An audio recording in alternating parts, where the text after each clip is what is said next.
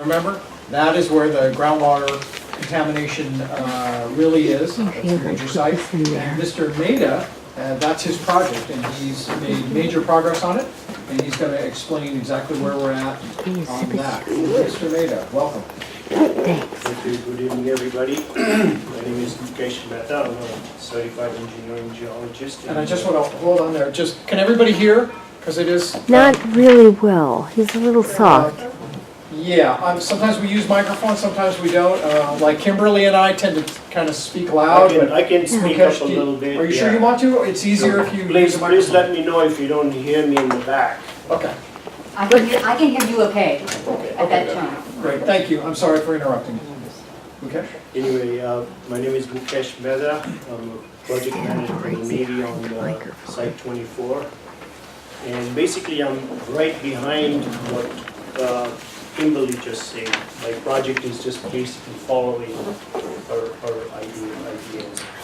So this is Site 24. As you can see, it's located right here. This is Treasure Island. Is located in this area right there. And at Site 24, there used to be a building called Building 99, which is this one here. And that used to be a former dry cleaning facility. And basically the dry cleaning fluids actually leaked into the ground and into the groundwater. And that's the problem. But I wanted to point one thing out about the groundwater at Treasure Island.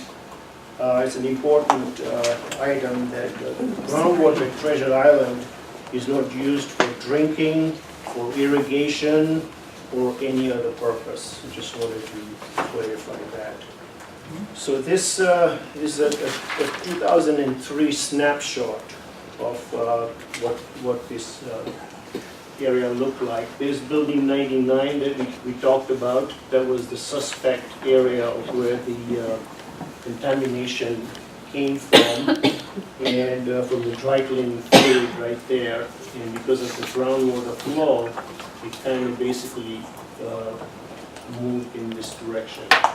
And the Navy did about 10 years of treatability studies and pilot studies.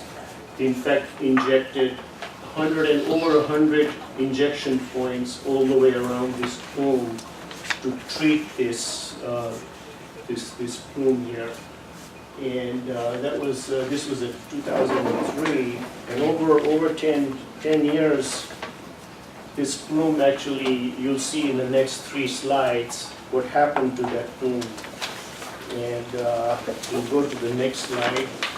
This is 2008, and you can see how significantly it reduced, but you can see where the suspect area is right there.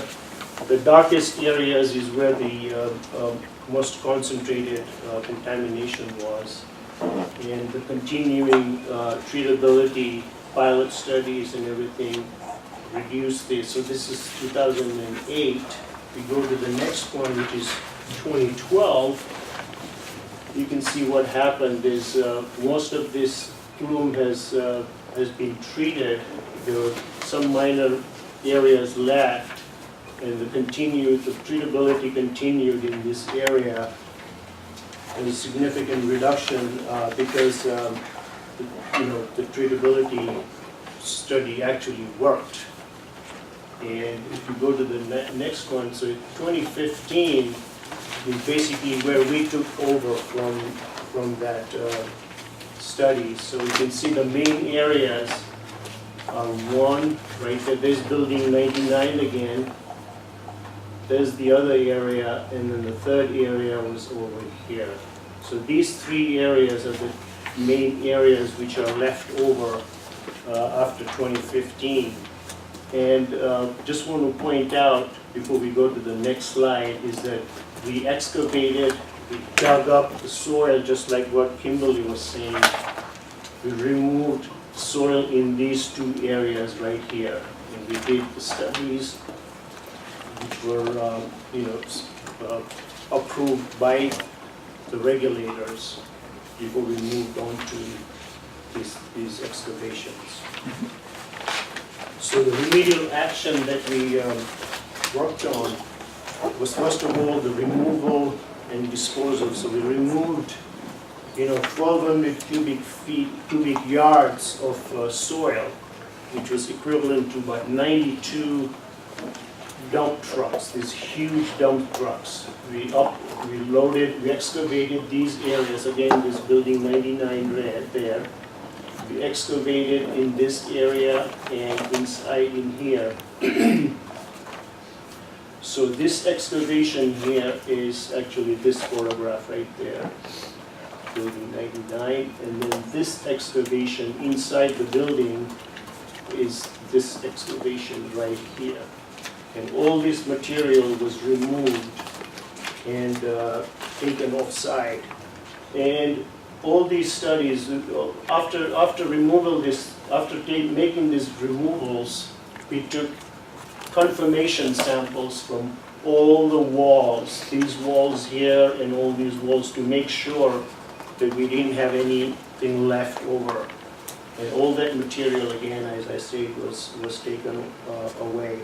And these excavations were actually, we had discussions with the regulators, with the Water Board and BTSC, and we approved, these excavations were approved in those meetings that we had with the regulators. So the second phase of remedial action was the groundwater treatment. So we injected 182 injection points that we completed. The photograph on the right-hand side shows what that injection probe looks like.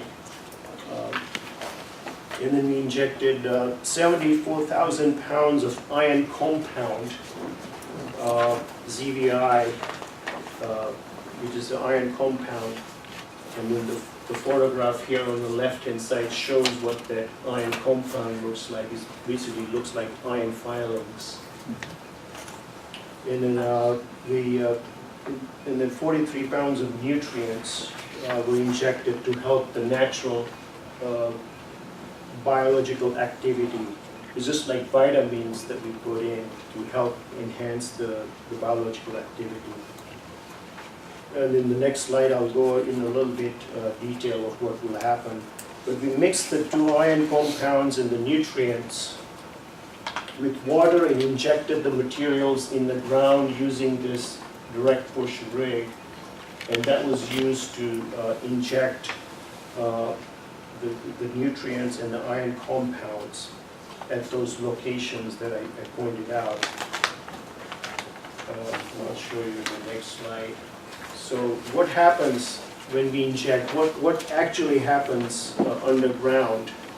I'm sorry, it's a little complicated. I'll try and explain that to you. We have all the compounds that the nutrients that we inject into the ground.